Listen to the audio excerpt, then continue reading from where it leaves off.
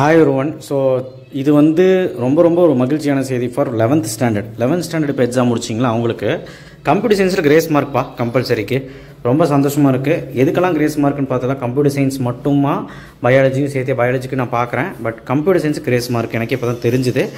1 marks எல்லாம் வந்து பார்த்திங்கன்னா ஓகே இதுதான் ஆன்சர் செக் பண்ணிக்கோங்க. ஆன்சர் ஆல் தி கொஸ்டின்ஸ் எல்லாமே ஓகே பார்த்துக்கோங்க. ஸோ ஓகே தானே பார்த்துட்டிங்க ஓகே ரைட். அடுத்து வந்து பார்த்திங்கன்னா 11th ஸ்டாண்டர்டை பொறுத்த வரைக்கும் 2 மார்க்ஸ் எல்லாமே இதுதான் வந்து ஆன்சர் கீ.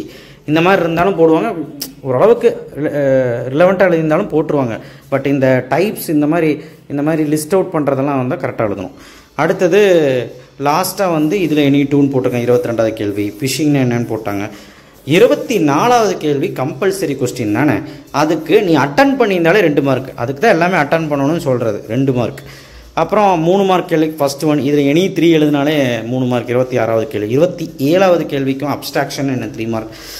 ரிக்கர்ஷனுக்கு இப்படி எழுதலாம் அப்படி எழுதலாம்னு 3 மார்க் கொடுத்துருக்காங்க. அரே அந்த இதுக்கு 3 மார்க். பாருங்கள் எல்லாமே ஈஸியாக இருக்கும். 30வது கேள்வி easy. Mode private product public visibility mode 3 mark. So இப்படி எழுதலாம் அப்படி எழுதலாம்னு போட்டிருக்காங்க. ஸோ அடுத்தது தமிழ் விர்ச்சுவல் அகாடமி பற்றி கேட்டிருந்தாங்க இல்லையா, ஸோ அதுக்கு ஒரு 3 மார்க்கு. லாஸ்ட்டில் 3 மார்க் கம்பல்சரி கிரேஸ் மார்க்லாம் கிடையாது. ஸோ கொடுத்துருக்காங்க 3 மார்க் 33.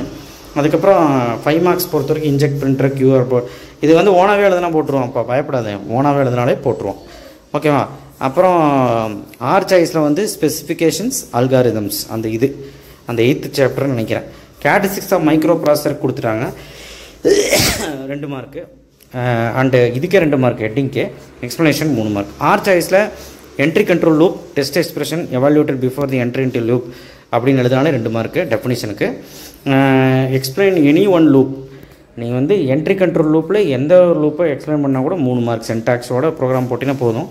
அப்புறம் அடிஷன் பண்ணுறது பாருங்கள், அடிஷன் பண்ணுறது மைனஸ் பண்ணுறது 2 சும்மா பண்ணாலே 5 மார்க்கு.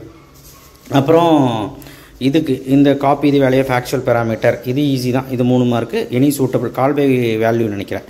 ஸோ அடுத்து வந்து இது வந்து பார்த்திங்கன்னா creating source code compilation execution explanation ஓகேவா.